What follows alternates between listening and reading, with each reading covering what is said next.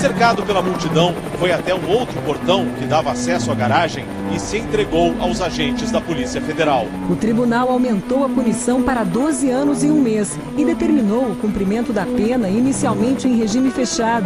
Manda esse lixo, janela abaixo. Pessoal, a frequência, ela é gravada e ela pode ser usada contra a gente. Então mantenham a frequência, a fraseologia padrão na frequência, por gentileza.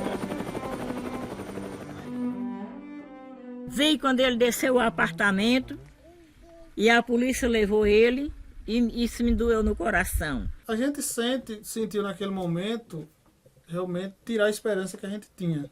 É como se não existisse mais justiça no Brasil.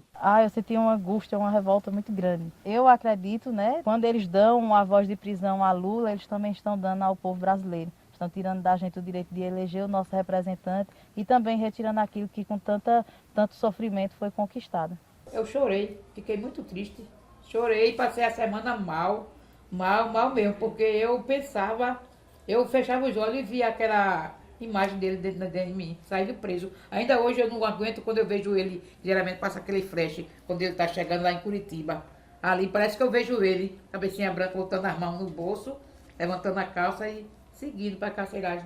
Quando a pessoa vem dirigir um país que atenda às necessidades das pessoas, coisa que nenhuma gestão fez, eu acho que incomoda muita gente, tem muita gente incomodada. Tá preso, né, meu filho? Se eu pudesse, se eu fosse um grandão lá de dentro, eu tinha tirado ele há muito tempo, entendeu? Mas eu não tenho condições, eu não sei nem onde é que ele está. Quando Lula foi preso, nos vimos no meio de uma impotência coletiva e fomos tomados por uma angústia muito grande. A eleição se aproximava e a candidatura dele era pouco provável. Sabíamos que um período político e social ainda mais grave era uma possibilidade real. Decidimos, então, fazer a única coisa que nos restava: pegar uma câmera e registrar o que estava acontecendo pelo olhar de uma multidão silenciada, especialmente daqueles que se beneficiaram das políticas públicas de Lula, que pela primeira vez na história haviam deixado a pobreza extrema e conquistado o acesso à água, à comida, à moradia, à terra, ao emprego e à dignidade. Poucos meses depois da prisão e às vésperas das eleições, saímos em direção à periferia do Recife, ao agreste pernambucano e ao sertão da Paraíba para contar essa história.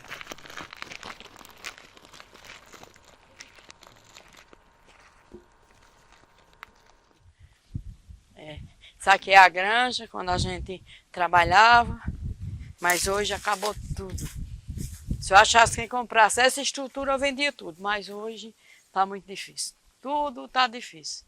Hoje a gente tem os troços para vender e não tem quem compra, porque não tem mais o dinheiro, não tem mais nada.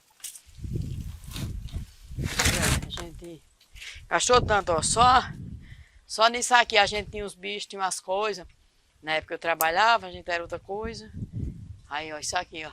Só essa madeira com essa esteira tem mais de 18 mil. Faz 17 anos que a gente mora aqui. Eu já passei muita frase ruim, mas agora tá pior.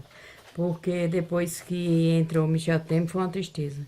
Pra gente foi muito grave, porque olha, no tempo de Lula aqui, a gente tinha Bolsa Família, a gente tinha a Bolsa Verde, tudo dado por Lula. E hoje a gente aqui não tem mais nada. Eu só tinha um auxílio de doença, e assim mesmo esses dias eles cortaram. Tem dia aqui, eu não escondo a ninguém, tem dia que a gente não tem, mas nem o que a gente se alimentar. Semana passada mesmo, eu tava sem nada aqui, aí chegou um rapaz aí pra me vender uma feira. Eu disse, meu filho, eu não vou comprar, que eu não tenho com que eu pagar. Aí ele falou assim, aí eu tinha uma porquinha pequenininha assim, aí ele falou, vamos trocar essa porquinha nessa feira? Eu digo, vamos, porque quando eu podia trabalhar, eu trabalhava, e quando eu não podia, hoje eu não posso mais, tem problema de coluna, tem hernia de disco, tem problema de coração, sou hipertense, e é difícil a minha vida, mas só por Deus. Eu tenho fé em Deus que Lula é de voltar um dia, porque só quando a gente tinha poder, a gente tinha merecimento com ele, porque sem Lula a gente não somos ninguém. O negócio está muito difícil para a gente. A situação de dinheiro está muito pouco.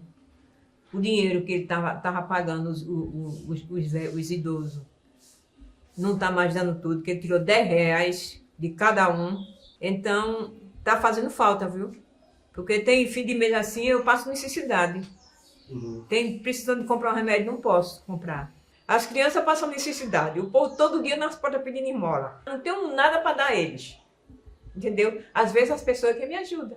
E no tempo de Lula não era assim, não. No tempo de Lula era uma beleza, uma maravilha. O corte do INSS é grande, a gente acompanha isso, que eu vou quase todo dia no INSS. E vejo as absurdas que faz com o pobre coitado doente, sem poder trabalhar, sem ter recurso. A sobrevivência maior aqui é o Bolsa Família, o Garantia Safra e os aposentados. E a gente viu o tamanho do aumento que o governo deu para os aposentados. Tudo que é de combustível tem aumento, mas o salário do trabalhador não, estacionou. Porque o Brasil está quebrado com as malas de dinheiro. Claro que quebra. Mas quantos milhões tem aí na mala de dinheiro? Tem muitos milhões naquelas malas, né? Agora só que não é nosso não, viu? Nem é para o Nordeste, nem é para beneficiar pobre, e nem sequer para gerar emprego e renda. Corta, desemprega o povo, 13 milhões de brasileiros desempregados, mendigando. Aqui na nossa cidade, a cada porta que você vê, é uma pessoa pelejando para sobreviver, com aquele triosquinho, vendendo uma pipoca, uma bala, uma coisinha. Isso é dignidade, né? Porque quem não quer fazer as coisas erradas, quer sobreviver daquilo ali. Mas sabe Deus como vive. Aqui a gente criava 5 mil aves. Só que era aquelas galinzinhas brancas. Hoje. Por que parou? Porque as condições ficou difíceis, ficou caro milho, essas coisas, tem que ser soja, eles comem muito. Aí ninguém tem condições de segurar. Ninguém tem. Quem sabe, se Deus quiser, com os poderes de Deus, Lula não volta e as coisas melhoram. Porque se Lula voltar ao poder, isso aqui funciona tudo de novo. Tudo. Eu digo a você, hoje, nós estamos o quê? Hoje é 5 de setembro. Eu digo a você que de hoje a um ano, se disser assim, Lula voltou à Paraíba, pronto. Você ia ver quantas coisas iam melhorar. Quanto você ia dizer, foi Deus que saiu do céu, porque Lula chegou e melhorou tudo.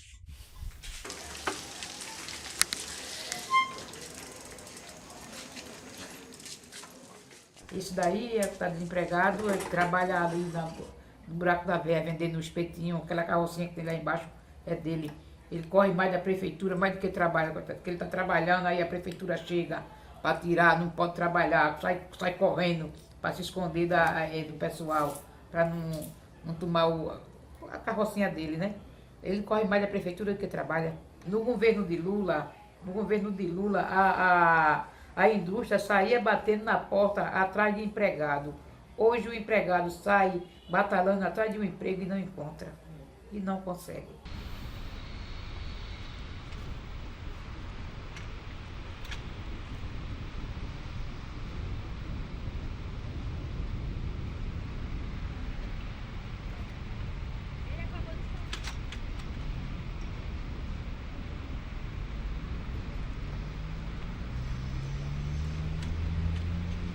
O benefício contou meu Bolsa Família. Foi me aposentar, ele contou o Bolsa Família. Eu estou sobrevivendo do meu aposento, graças a Deus, e trabalhando, que nem eu falo para você. Graças a Deus, eu sou aposentada, mas agradeço muito a Deus que eu ainda tenho saúde e vivo trabalhando para sobreviver, ajudar.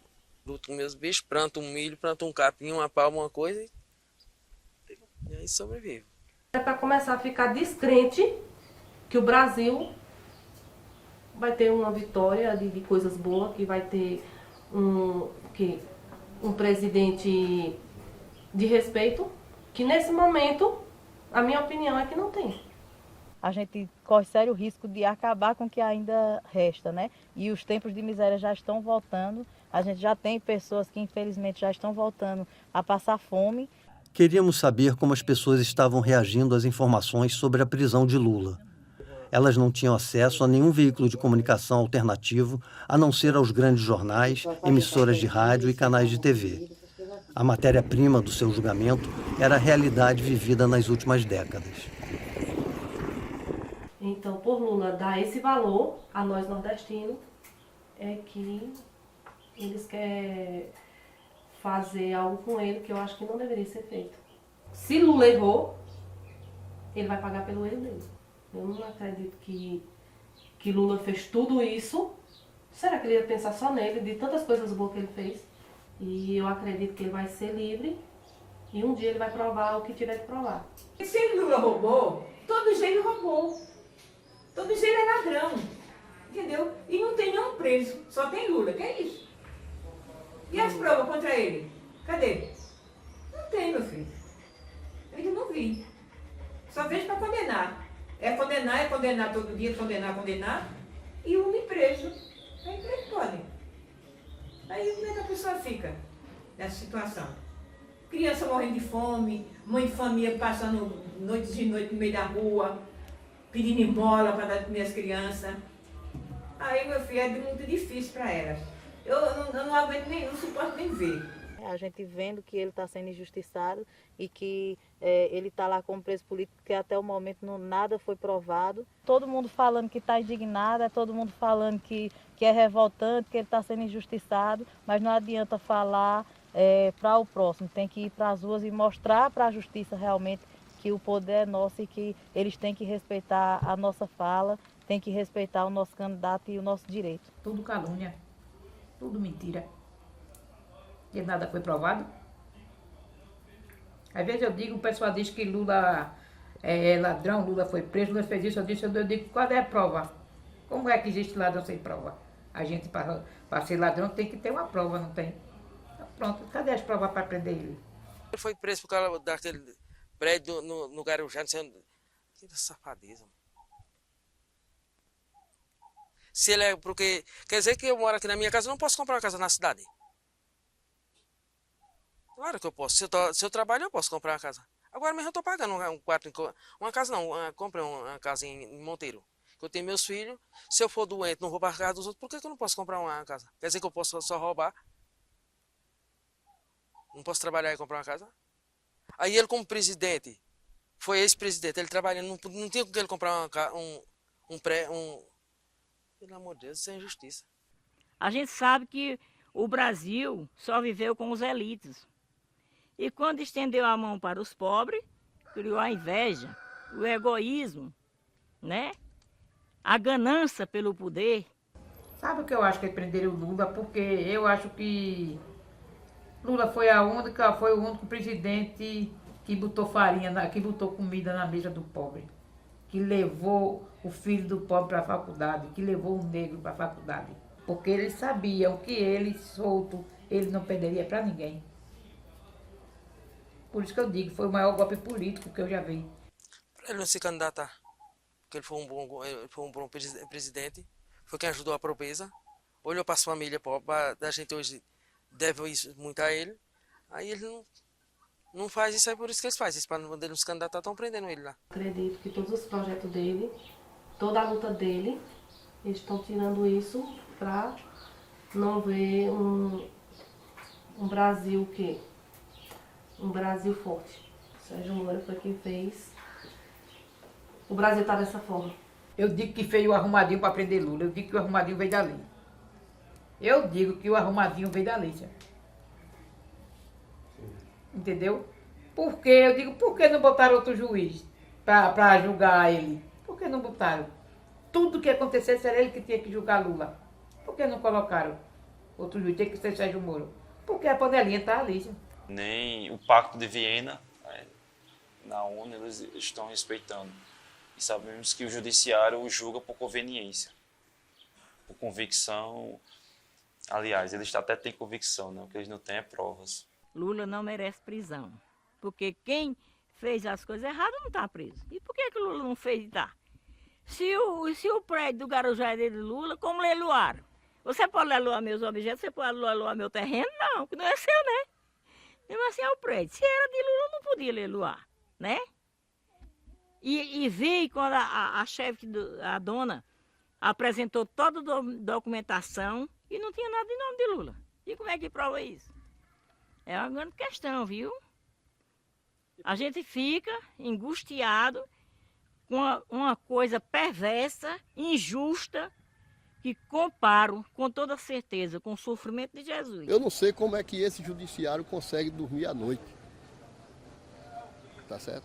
Com tanta injustiça e incompetência, né? Espero que ele se sensibilize, tá certo? E veja que esse equívoco pode até atrasar o país por muitos anos.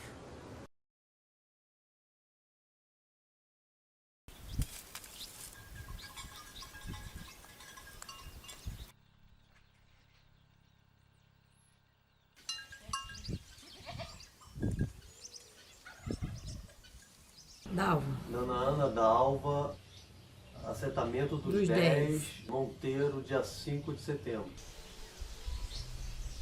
Conta um pouco da história da sua vinda para cá. Onde é que a senhora morava antes? Eu morava lá no açude de Poção. Aí lá o açude secou, ficou uma situação muito difícil. Aí a gente viemos embora para aqui, meu cunhado já morava aqui, Enoque. Aí foi dizer assim, Madiana, a gente tá precisando de mais gente para completar no assentamento. A senhora não quer ir para lá, não? Meu marido nem queria, não, porque o povo dizia, área de assentamento, invadir, não sei o quê. Meu marido dizia, não, nós não vai. Eu disse, não, mas a gente não invadimos. A gente vamos, porque vai completar mais gente, que faltava, tinha 70 e pouco, faltavam uns 5 pessoas para completar os 80. Aí meu cunhado foi lá e pegou a gente, já fez. Era 5 que faltava, aí pegou a gente, aí ficou 4. Aí eles ficaram num canto e no outro, até arrumar o povo para completar. Aí completou os 80. Quando eu vim antes de eu vir para aqui, minha dificuldade era terrível. Eu com 2 filhos, sem ter ganho, não tinha Bolsa Família, não tinha nada na época. Meu marido foi embora para São Paulo, deixou eu com uma menina pequena e esperando o mais novo, com 3 meses de grávida. E o tempo foi se passando e a barriga foi crescendo, ela não diminui, vai crescendo, né? E eu com o barrigão trabalhando para dar de comer a meus filhos. Sem ter que sobreviver, sem ter ajuda de nada. Só Deus mesmo para trabalhar. Eu trabalhava lá na Pitombeira dos vizinhos, eu era limpando mato, lavando roupa, varrendo terreiro de ganho. E quando chegava em casa com travesseiro de renascença, fazendo renda, que era para poder dar de comer meus filhos. E ver na hora meus filhos passar fome. Aí aqui achei que conseguisse melhor, né? Peguei a turma que já estava aqui, eu coloquei no meio e vim parar aqui. Aí eu fui trabalhando, que aqui é onde eu achei onde trabalhar. Fui trabalhando e ali fui ajeitando, fui comprando devagarzinho. Aí com pouco saiu a história, um dinheiro aqui pra gente, que, deixa eu ver como era o nome do... Eu sei que foi um dinheiro que veio pra gente comprar ferramenta para trabalhar e fazer de feira.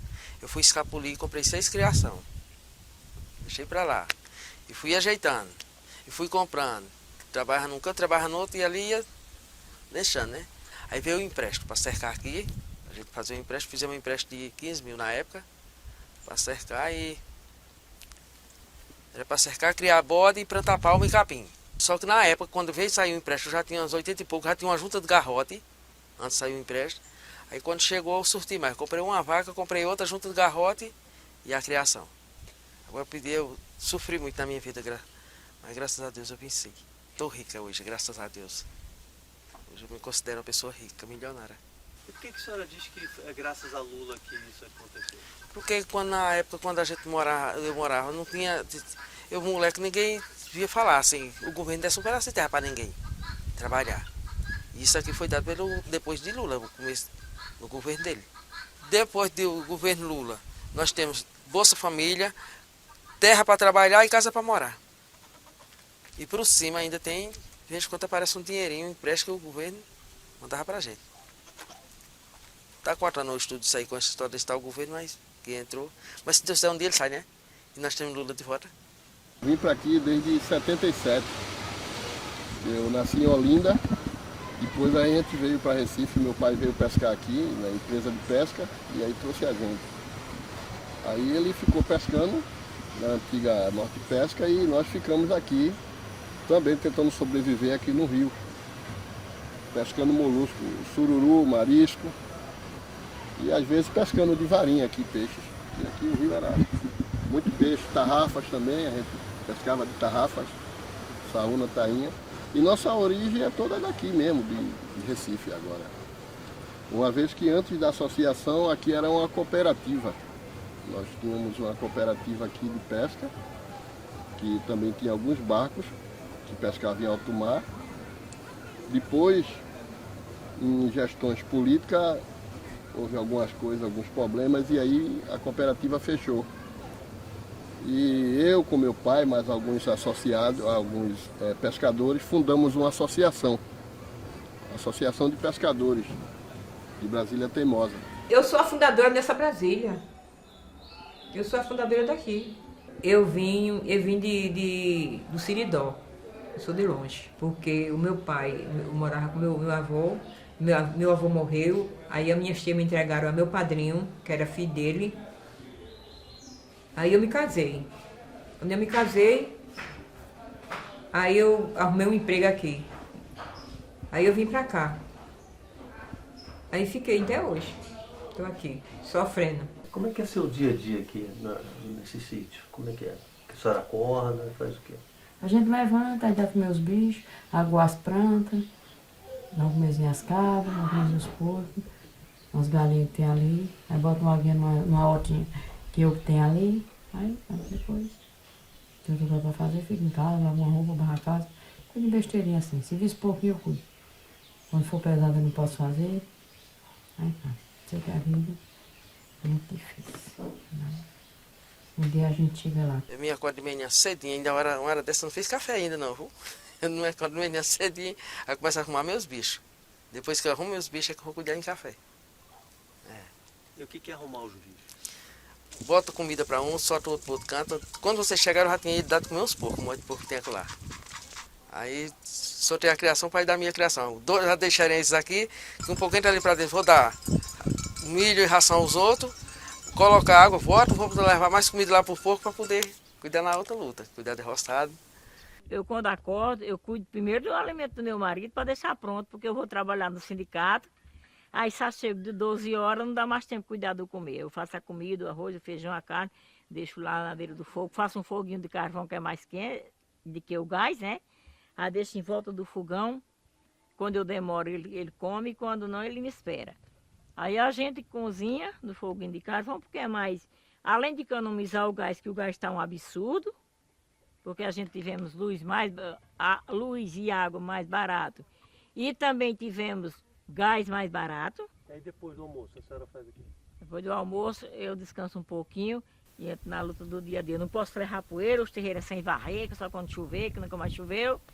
Aí eu fico cuidando da janta. Porque o meu marido é de idade, aí ele não quer jantar comida, feijão, outras coisas, aí eu vou estudar o que eu vou fazer. Faço papa, faço arroz no leite, faço outras coisas, né? A nossa palma, né? Essa palma, a gente plantava antes uma palma muito boa, mas deu uma doença chamada conchumilha, que acabou a palma. A gente adquiriu essa palma, ela é mais resistente à conchumilha, mas ela não é bem resistente à seca, porque ela não cresce muito e nem enche. Aí quando chove ela olha muito e fica bem cheia.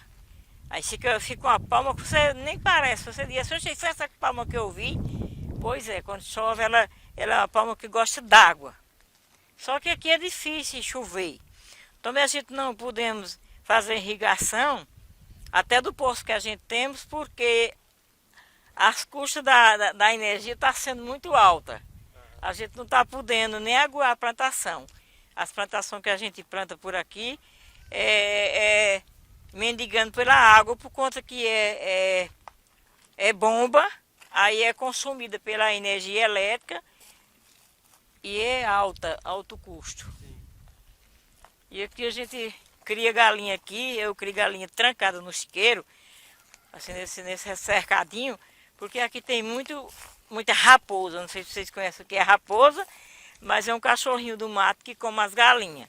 E a minha vida é essa, é viver dentro da minha casa, fazendo meus afazeres, as pessoas são boas, todo mundo sair de suas casas para ganhar o seu pão de cada dia. Desempregado, mas tem que se virar, né? Um vai pegar sururu na maré, o outro vende uma coisa, vende outra, vende água. Cada um tem que se virar como não tem emprego, a pessoa se vira como pode, né? Eu venho de manhã na associação, sempre. Vejo quem está saindo, converso com os pescadores que estão saindo, vejo alguns que estão chegando. Quando a produção está satisfatória, eu chamo meu pai, a gente vai abastecer nosso barco para ir também. E quando a produção está fraca, aí o que é que eu faço? Aí eu vou, às vezes, para a prefeitura, resolver algumas coisas da associação. Eu vou remendar o nosso apetrecho de pesca, vou ajudar os meninos aqui, tá certo? A gente reforma a embarcação também, eu ajudo lá o carpinteiro. Para muitos brasileiros, o voto é a única maneira de construir o futuro. Era difícil acreditar que esse direito estava sendo negado. Eu acho que é o sentimento do Nordeste e do Brasil hoje que realmente quer ver Lula nas ruas. E a nossa esperança do nosso povo, da nossa gente, é que a gente possa voltar Lula, que ele possa estar livre, possa ser candidato, possa voltar a governar o nosso país, para que a gente possa ter uma vida de trabalho, de luta, mas com muita dignidade, com esperança, a gente conseguir avançando. Digo com toda certeza, queremos Lula de volta, porque Lula foi o pai da pobreza. Não sou eu que digo não, é a comunidade inteira. Se a candidatura dele valer, valendo ou não, eu voto nele. Nem que seja para fazer um protesto contra a quem botou ele na cadeia. Porque vê que com o nosso voto não se lucra. Não acreditar que o Lula vai ser candidato é jogar tudo para lá e vamos agora chorar. Eu acredito, eu gosto muito de Ariano Suassuna, né? E Ariano Suassuna, ele tinha um ditado que eu acho que é perfeito, que é eu sou esperançoso, não sou otimista, porque otimista é um tolo, mas também não sou pessimista, porque pessimista é um chato. Só que a esperança, mesmo do verbo esperançar, como dizia Paulo Freire, ele se dá também nas suas ações, se dá nas suas práticas. Aí entendo que um grande levante das massas, né, do povo, pode alterar a conjuntura. Porque evidentemente que ela só vai ser alterada com o povo, né, com a força do povo. E o Lula tem que ser candidato porque ele é um homem bom. Ele é um pai, é o pai do brasileiro. Entendeu? O brasileiro sabe, todo mundo sabe aqui quem ele é. Agora, muita gente não quer negar, né? Mas eu não nego, não. De jeito nenhum. Ele é o pai da gente, foi o meu pai, foi o pai do meu filho. O meu filho, ele começou a trabalhar com 17 anos de idade. O primeiro trabalho que ele começou a trabalhar foi Lula que deu. Foi no tempo de Lula. Como diz o outro, a esperança é a última que morre e a gente vai continuar lutando para que ele volte a ser o presidente do país e mais ainda para que ele seja livre. Porque a gente é quem tem o poder do voto e a única esperança que eu tenho é que o povo veja de fato esse poder e possa estar indo para as ruas fazer mobilização, greve, para que de fato ele saia e que volte para presidir o nosso país. Embora já esteja muito próximo das eleições, né? Mas eu ainda tenho essa esperança que aconteça algo de extraordinário, que ele volte para ser candidato. Boa noite. Boa noite. O Jornal Nacional traz os detalhes da sessão no Tribunal Superior Eleitoral que barrou a candidatura do ex-presidente Lula. E as razões dos ministros que, por 6-1, decidiram que Lula não pode concorrer com base na lei da ficha limpa. Foram 16 pedidos ao Tribunal Superior Eleitoral para rejeitar a candidatura de Lula, com base na lei da ficha limpa.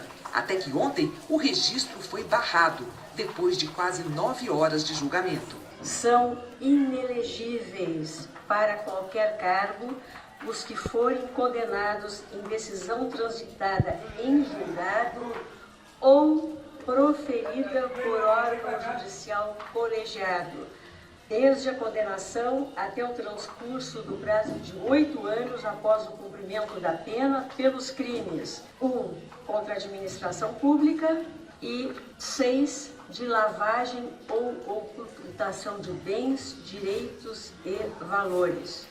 A notícia da cassação da candidatura de Lula foi mais um passo no golpe iniciado em 2016. A democracia erguida após 21 anos de ditadura já não suportava mais a vontade do povo. Eu não vou votar esse ano. A minha reação é essa, que eu digo, eu só saio de casa para votar se Lula tiver candidato a presidente. Se ele não for presidente, eu não voto em ninguém. A justiça tem que ser feita, porque eu acho que 70% do povo do Nordeste, principalmente, e mais de 50% do povo do Brasil tem dito que Lula seria vencedores. E se esses que votariam em Lula votar no candidato que realmente Lula possa indicar, é uma demonstração de que hoje Lula preso ganharia de todos os outros candidatos. Se no Brasil tivesse uma justiça séria, com compromisso de Deus, com coração em Deus, ele liderava. Mas falta Deus no coração, né? E a gente sem Deus não faz nada. A gente tem que ter muita fé em Deus.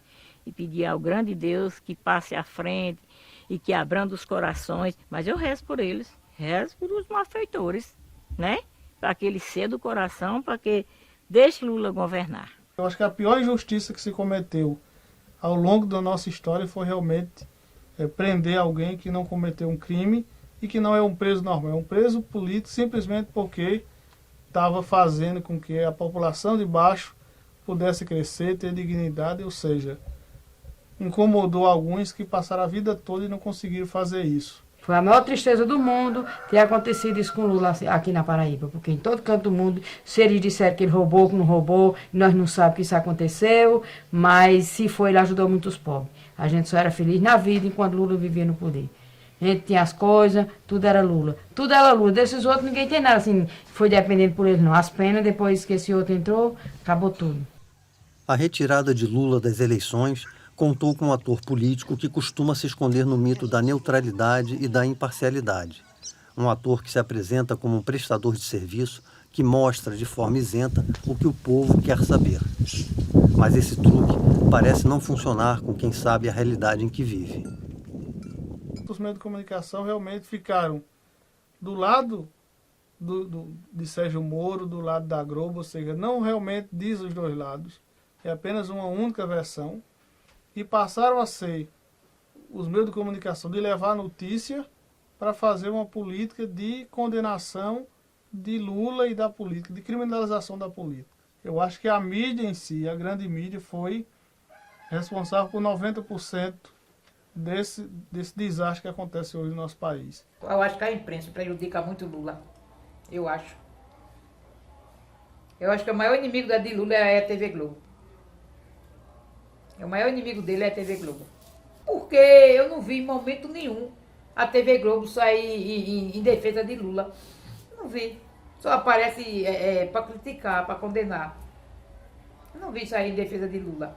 Para dizer, debater, dizer que Lula não é capaz de fazer aquilo, que não acredita naquilo, que Lula foi vítima de um golpe.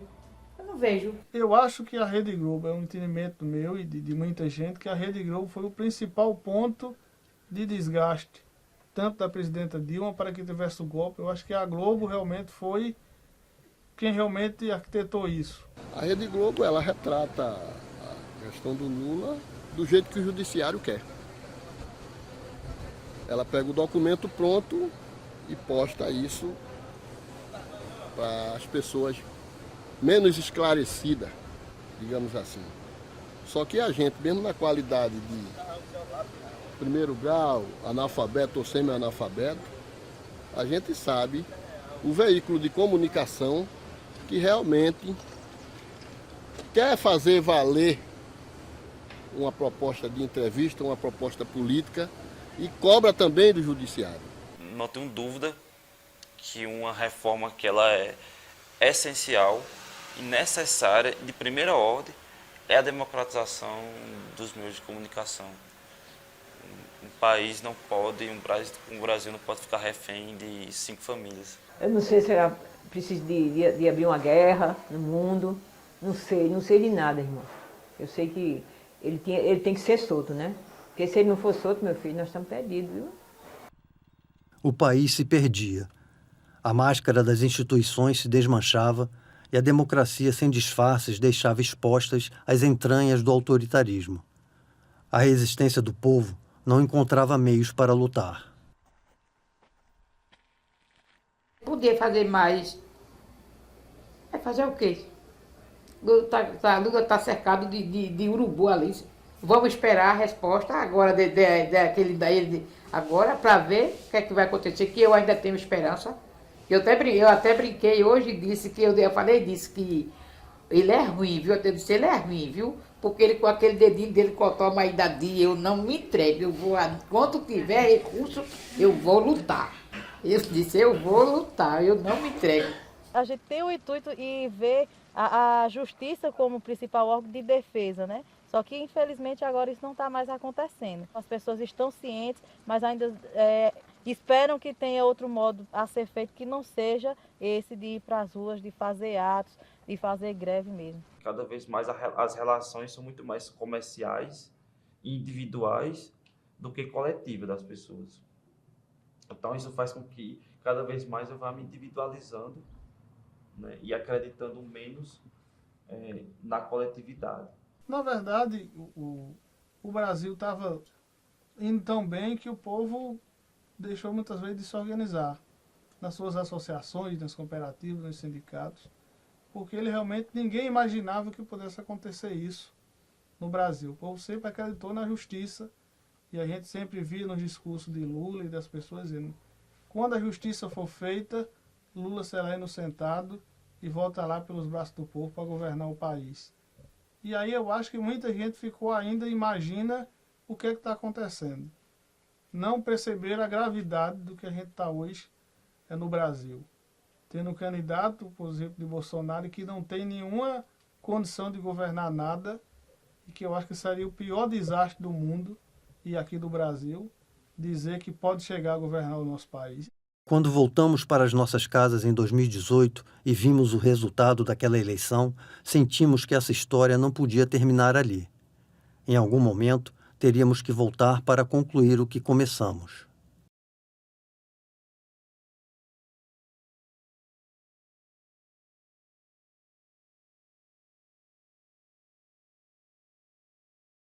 Como é que tem sido esse período, dona Nenê, entre aquela época que nós estivemos aqui em 2018, quando o Lula estava preso, até agora? O que tem acontecido aqui na vida da senhora, da comunidade? Ninguém pode comprar um bujão de gás, ninguém pode comprar pagar uma conta de luz. A gente vai para a feira fazer uma feira agora, a gente tem que sair escolhendo o mais barato que possa comprar. Porque se for fazer uma feira... leite, ninguém pode comprar um pacote de leite. Quem tem 3 filhos, um pacote de leite é R$10.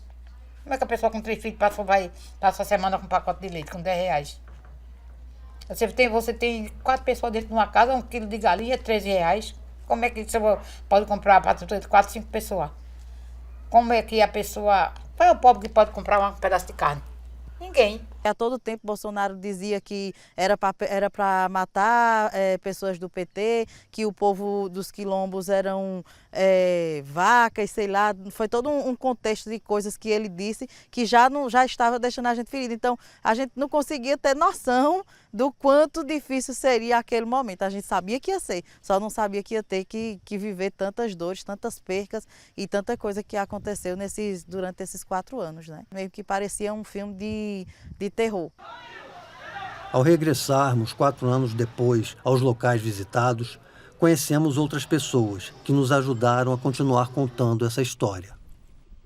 Como é que tem sido esses últimos anos aqui para você? Difícil. Por quê? Porque o Bolsa Família é 600, aí dá para algumas coisas, não dá para tudo, para pagar energia, para comprar gás, para fazer feira. Aí, agora comprar fralda, leite, aí não dá quase nada. Como é que é esse trabalho na roça de vocês? É limpando mandioca, achando feijão quando tem um feijão, quando é tempo de arrancar feijão. Assim vai, limpando mato. Quando a mandioca tá assim no mato, aí tem gente que vem chamar para trabalhar para limpar o mato, assim, o povo que tem dinheiro aí chama, assim. Como ali no Minitei chama meu marido, assim vai. Aí quando eu não estou pagando dia, eles empeletam. Aí vai olhar a roça, aí empeleta por 200, meia tarefa, aí passa 2, 3 dias limpando. Vocês chegaram a passar muita dificuldade? Passando. Como é que foi? Quando tinha vezes que não tinha nada para fazer, aí quando não tem, aí tinha gente que ainda vinha fazer uma doação de feira, assim, mas não era muito. Aí nós assim ia passando, ia trabalhando, ia comprando fiado no canto para pagar quando tirasse Bolsa Família, perguntar se podia vender. Assim, tinha vezes que eu passei quase 2 meses sem bujão, porque o dia que pegava não dava para comprar bujão, tinha que comprar ou bujão ou comida. Aí nós tínhamos que escolher a comida do que o bujão nós caçava lenha. E no momento que se tirou Dilma e que o presidente Temer entrou, do 2º mês a gente já sentiu a dificuldade. Os créditos deixaram de existir, as políticas públicas deixaram de acontecer. E hoje, se você vê, aquilo que o agricultor chegava e na zona urbana era alimento na mesa do povo, hoje o povo voltou a passar fome. Na zona urbana e na zona rural. Estamos nesse momento emblemático, delicadíssimo. A gente lutando contra pautas que julgávamos superadas. A gente está vivendo uma semi-ditadura militar, correndo o risco de ainda sofrermos um golpe se a sociedade não estiver totalmente organizada e quebrar a todo momento todas as narrativas que estão sendo colocadas para descredibilizar o processo eleitoral, a justiça eleitoral, as urnas eletrônicas que são hoje em dia referência para o mundo. Elas são confiáveis, são tecnicamente abalizadas, sempre testadas e agora, no momento, foram até modernizadas e atualizadas com seguranças ímpar, né? E porque simplesmente o cidadão está num projeto de poder fascista, neofascista, e não quer sair da cadeira da presidência. Pior momento é quando vê o armário seco, sem ter nada, e os meninos pedindo comida. E é difícil a pessoa sair daqui e não deixar nada para fazer um café. Para os meninos beber, nem um cuscuz, né, pode dizer. Vai chegar no trabalho, a pessoa vai fazer tudo isso e vai comer e sabe que os meninos não estão em casa comendo. Aí é uma dor que a pessoa não sabe. Tinha dia que eu nem almoçava, nem tomava café no meu trabalho, porque sabem do quê? Eu estou com medo e meus filhos estão sem comer.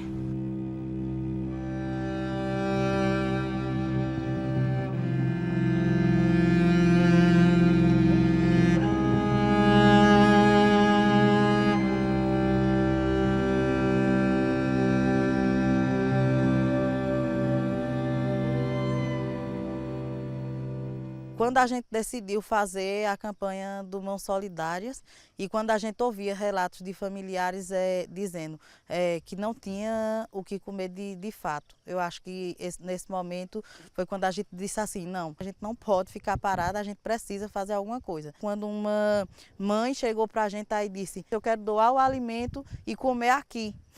E aí eu lembro bem que ela tinha um menininho pequenininho assim, aí ela, quando chegou aí, ela disse que alguém tinha dito a ela que era para comprar gasolina para fazer a comida, né?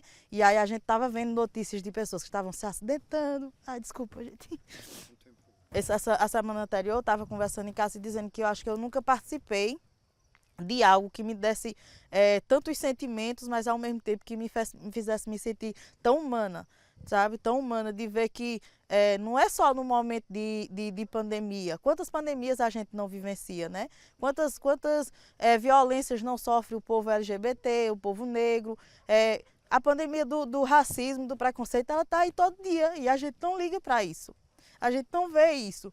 E precisou de uma pandemia sanitária para que a gente pudesse perceber que o outro precisa da gente, que a gente precisa levar ações de solidariedade para além daquele momento de pandemia. Então foi algo muito forte, muito forte. E nesse período do governo Bolsonaro, eu acho que o que eu mais tenho mágoa dele é desse momento, sabe? De saber que milhares de pessoas estavam morrendo e que ele estava nem aí pra gente. Então é algo que não dá para perdoar. Não é simplesmente pelo fato dele não ter sido um presidente bom, é porque ele fez muito descaso com o povo, em especial com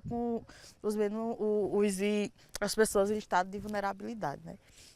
É porque ele não queria matar todo mundo, sabe? Agora, quem devia ter morrido tinha sido ele primeiro, né?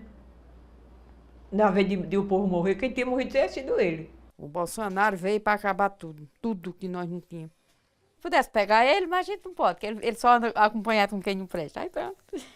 Mas se não fosse, se nós pudéssemos pegar ele, era de uma boa. O Bolsonaro disse que o nordestino era para comer capim. Eu digo, mas não estão comendo capim ainda não, e nem vão comer, porque a partir de janeiro a história é outra. Pago para ver essa história, se Deus quiser. Estou muito feliz para ver essa história. E que Deus abençoe ele, que ele toque a vida dele de outra forma, porque essa não deu para ele não, a política não deu para ele não. Não sou fazer política não. Bolsonaro, meu filho, ele tem a cara de gente falso. Ó, até o riso de Bolsonaro é falso. Repara pro riso dele, quando ele ri. Eu não sei. Não sei não. Ele pode ser uma boa pessoa, mas para a família dele, para a família do Brasil, não. O presidente atual, ele tem uma nuance parecida com o de Benito Mussolini e Adolf Hitler. Ele chegou jogando um jogo democrático. E depois foi instalando uma semi-ditadura. Se apropriou da internet, que no começo parecia ser uma coisa até democratizante, mas depois virou o quê? Um corredor de guetos. Hoje em dia estamos sendo monitorados. Nos deram um porre de abertura para a gente se embebecer, mas hoje em dia você está sendo monitorado, capturado pelo algoritmo. Ele jogou nas nossas caras a subestima que tivemos dele. Tem um ditado chinês que diz que um tigre, quando luta com um gato, mesmo sendo um gato, usa toda a sua força.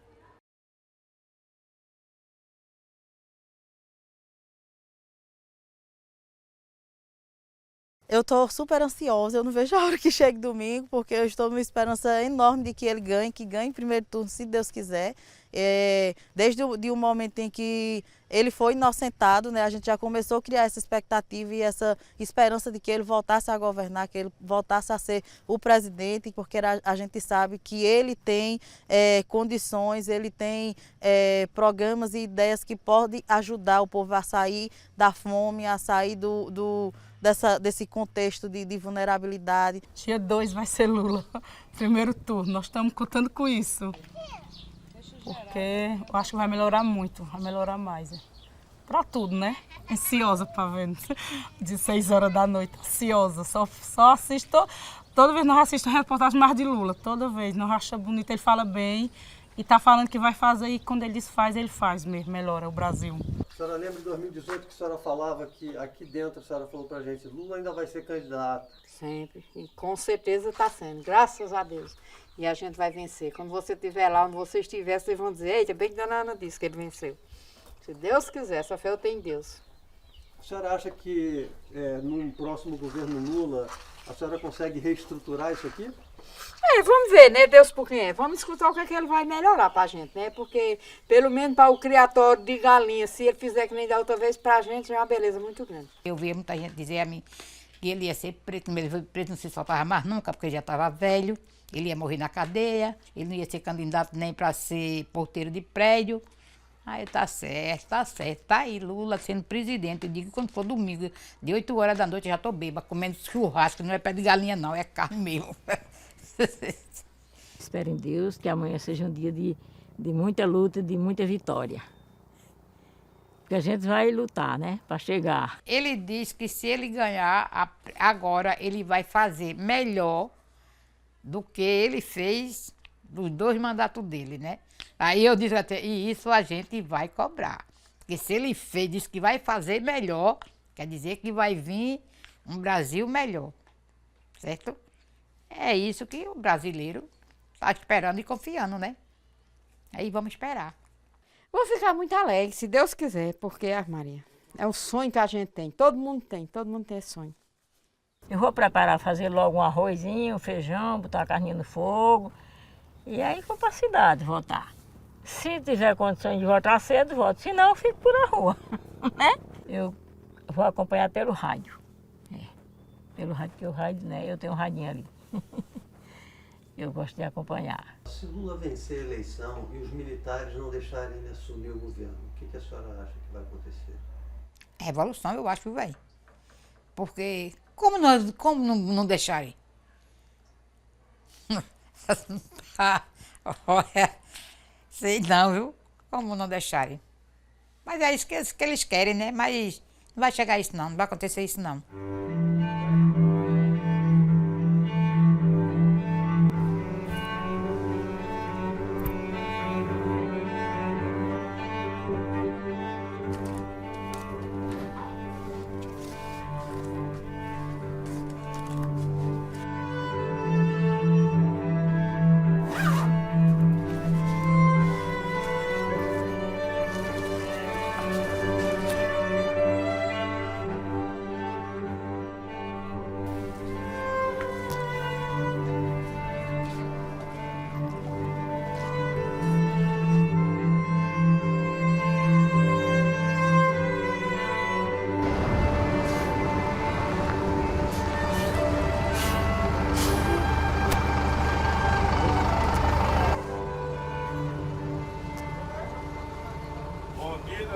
Bom dia, vamos todos com Deus.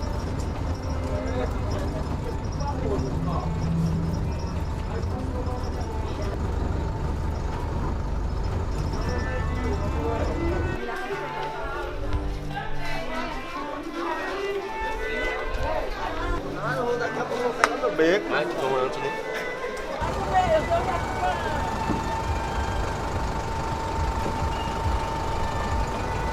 De hoje a gente vai ser campeão no primeiro turno. para ninguém.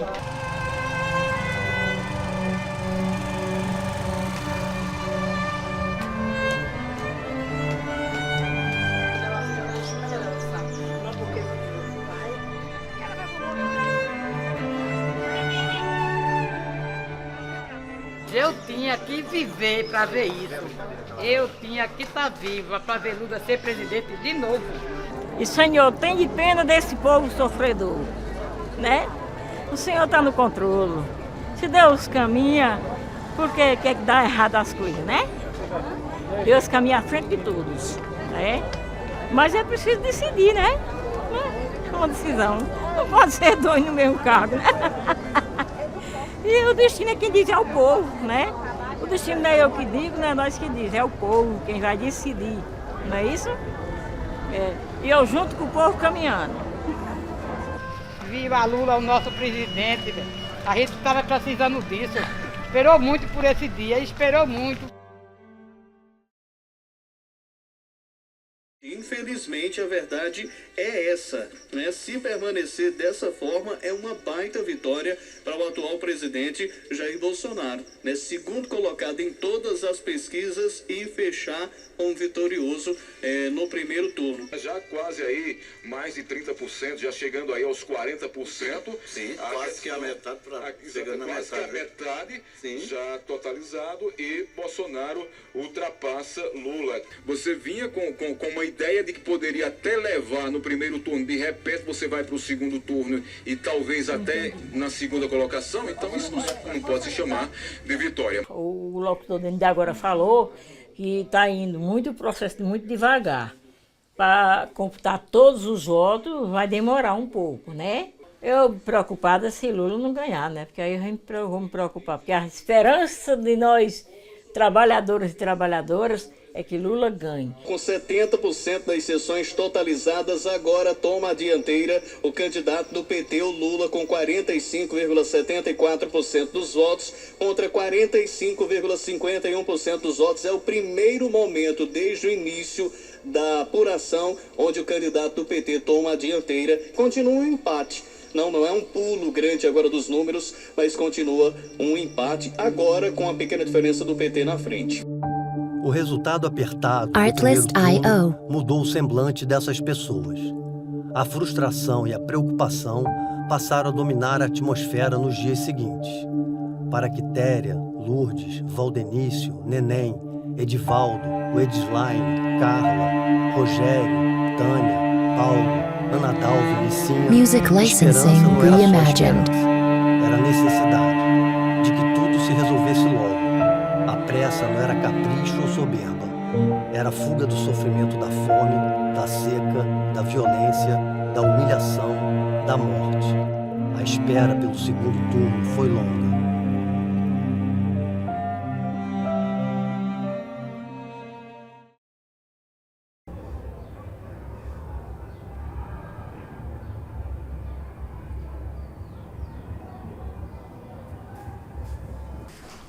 Oi, meu amor. Cadê a menina de mãe?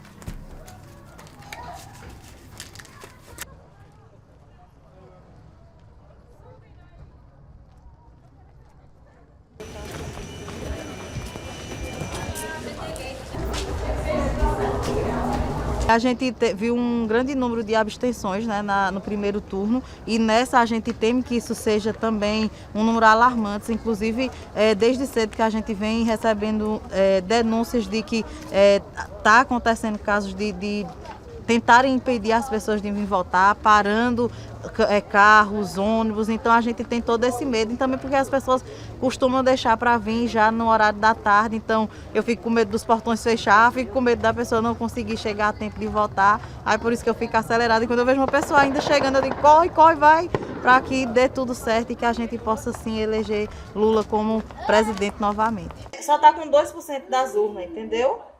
Aí isso pode mudar igual na última. Ele estava ganhando com 62%. Depois foi diminuindo e Lula ultrapassou.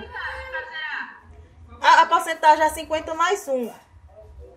Mas tem que estar com todas as urnas apuradas. Não vale só 2%. Tem que ser 100% das urnas apuradas. Brancos e nulos está terrível. O número está altíssimo já. Pode ganhar por isso, por causa do número de pessoas que não foram votar e de quem foi votar nulo e branco. Até descobrir, até o povo começar a avisar que a polícia estava parando e estava impedindo do povo ir votar. Muita gente voltou para casa com medo de perder a moto, com medo de perder o carro.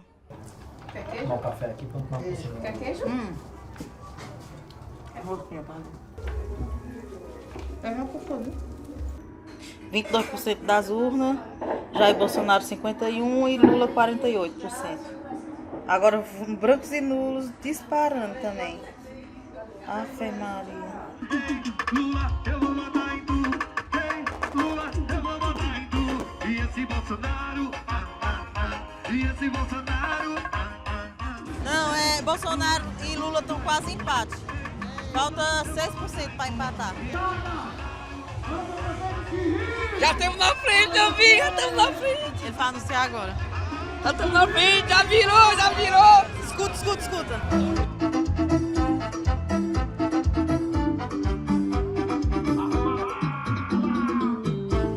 Eu bem que te avisei, você não quis me ouvir.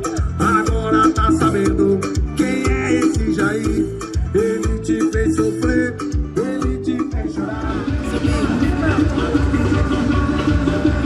Só falta 10, só falta 10. Só falta 10%. 97% do resultado e ele tá na frente, não tem como empatar mais não, não tem como perder mais não.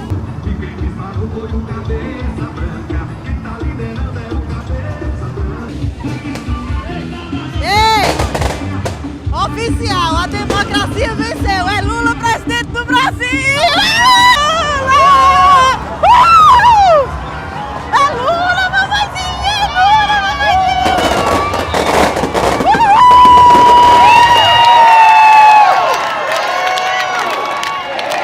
Do povo brasileiro, Lula, guerreiro do povo brasileiro, Lula, guerreiro do povo brasileiro, Lula, guerreiro do povo brasileiro, Lula, guerreiro do povo brasileiro, Lula, guerreiro do povo brasileiro. Prenderam ele porque são safados. São um bando de ladrão mesmo. O cabra disse que ladrão era ele. Bando de nojento.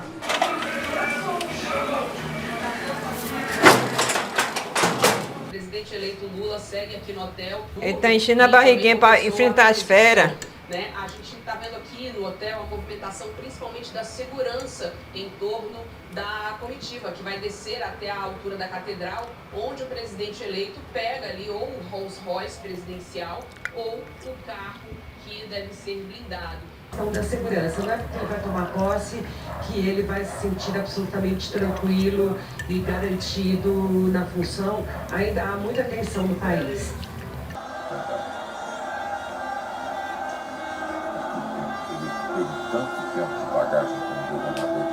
Eles têm muitos anos de vida pela frente. Mas também vai ter muita luta, viu, meu filho? Ai, meu Deus.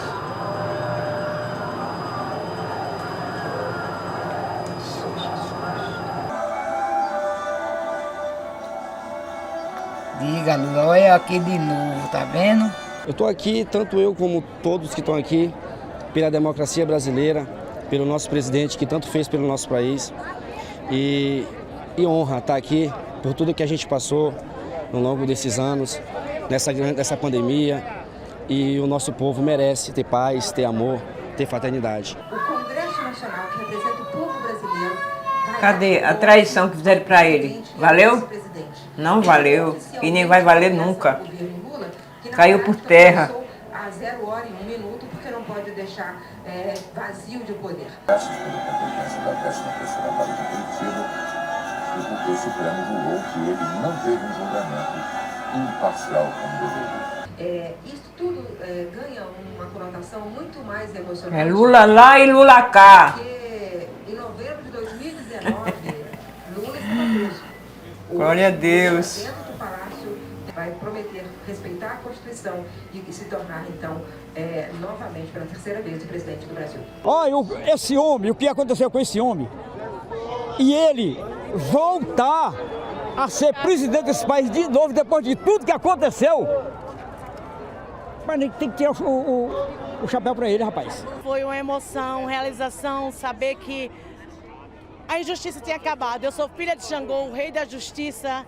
Então meu pai, verdadeiramente, ele fez justiça na vida do nosso presidente. São outorgados pela Constituição Federal, declaro empossados os cargos de presidente e vice-presidente da República Federativa do Brasil, o excelentíssimo senhor Luiz Inácio Lula da Silva e o excelentíssimo senhor...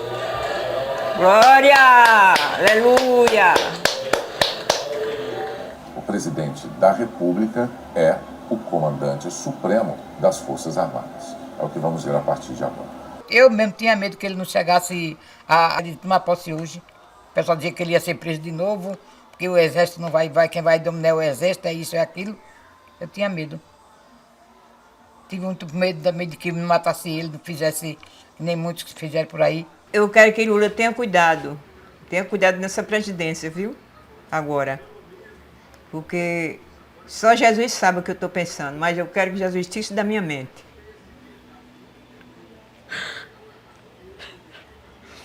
No começo, disseram que eu ouvi dizer que ele no começo queria matar ele, né?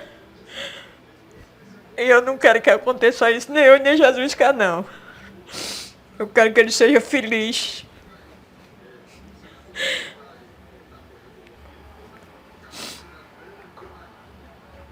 Eu quero que ele seja melhor ainda do que o que ele foi a primeira vez. Ontem, quando rompeu o ano, eu disse, a partir do dia amanhã, que é 1º de janeiro, eu vou conseguir todo o meu objetivo, porque eu vou fazer tudo o que eu quis fazer. Porque há 4 anos atrás, quando vocês vieram aqui, a minha casa estava construindo, aí, agora quando ele foi preso, eu disse, depois de 4 anos que ele veio, que vocês vieram, agora eu vou poder terminar a minha casa. O governo Lula é um governo que valoriza verdadeiramente o povo preto, o povo de periferia, de favela, e valoriza a educação, onde o outro só cria armas, violências, morte e extinção do povo pobre. Alguma coisa ele vai pagar. Alguma coisa ele vai pagar no mundo que fez com as pessoas boa. Ele mandou a gente comer capim e a gente deu as respostas na urna. Lula está subindo o Planalto mais uma vez. O Nordeste salvou o Brasil. Porque eu vou dizer uma coisa, se nós perdemos essa eleição, eu não sei para que rumo o país ia, não. Isso aí eu não vou dizer, mas todo mundo viu para onde era que o país estava indo. Viu? Se o Lula não ganha essa eleição, a situação que isso aqui ia virar.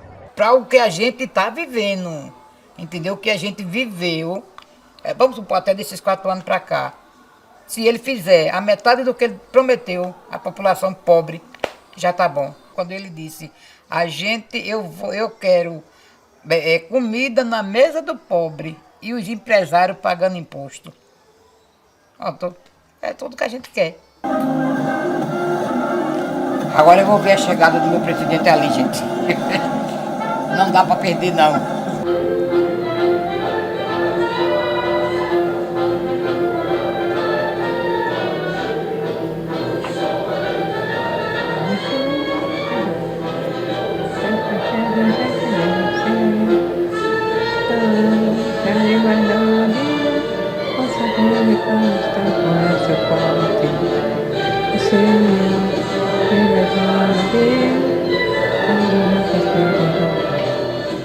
Ó pátria amada, idolatrada, salve, salve. Brasil, sonho imenso, sai o grito. De amor e de esperança, a terra desce. Sem teu famoso sangue, sangue límpido. A imagem do cruzeiro resplandece. Direito da natureza.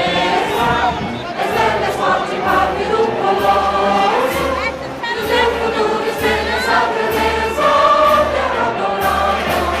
Entre outras vilas do Brasil, uma pátria amada. Dos filhos deste sol, as mães, gentil, pátria amada, Brasil. Muitas coisas que ele deveria ter feito, como por exemplo a reforma agrária em si, ele deveria ter feito no governo dele, deveria ter acontecido também no governo Dilma e não foi feito. Então eu espero que essas coisas que não foram feitas lá atrás, elas sejam prioridades hoje. Apesar de termos Lula como presidente, não vamos poder cochilar. E eu acho que a gente ainda não vai estar totalmente livre, porque quando a gente olha para o número de deputados eleitos, muitos são contra Lula. Ele ainda ele não tem uma bancada que vá ajudar ele a governar livremente. E quando a gente olha para o povo também, há muitas coisas para se vencer, para que a gente possa um dia ainda se dizer liberto, para poder se dizer livre.